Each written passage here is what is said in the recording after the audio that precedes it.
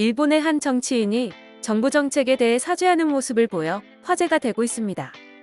얼마 전 진행된 도쿄시장 선거에 출마한 레이와 신생구미당 대표 야마모토 타로는 선거 유세 도중 시민들에게 질문을 받는 시간을 가졌는데요. 선거 유세장에 있던 어느 시민이 그에게 이런 이야기를 합니다. 6월쯤에 딸이 코로나에 걸렸습니다. 어디에도 말하지 못하고 회사에서도 되도록 아무한테도 말하지 말라고 들었습니다. 중학교 3학년인 아이와 저 역시도 곧 몸 상태가 나빠져서 코로나에 걸린 것을 알게 되었는데요. 검사를 해달라고 요청했더니 저희는 집에 있으니까 괜찮다는 답변을 했습니다. 그랬더니 이번엔 아들의 학교 측에서도 되도록이면 주변에 말하지 말아달라고 하더군요. 그 이후 딸은 호텔에 격리하게 됐는데요.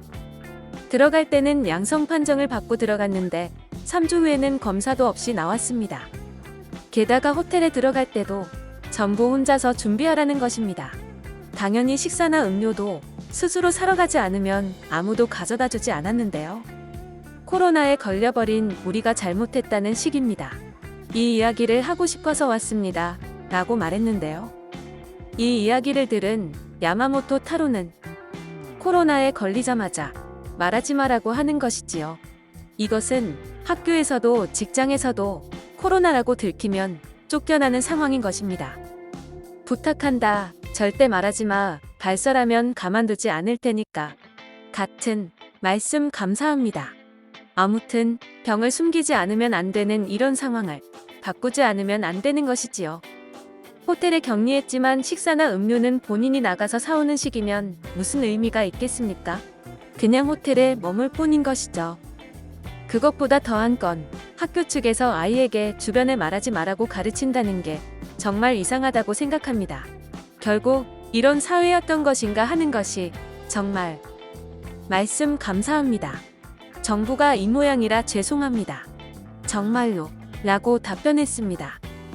야마모토 타로는 일본의 배우 출신 정치인으로 여러 발언과 활동으로 한국인들 사이에서도 유명한 인물인데요.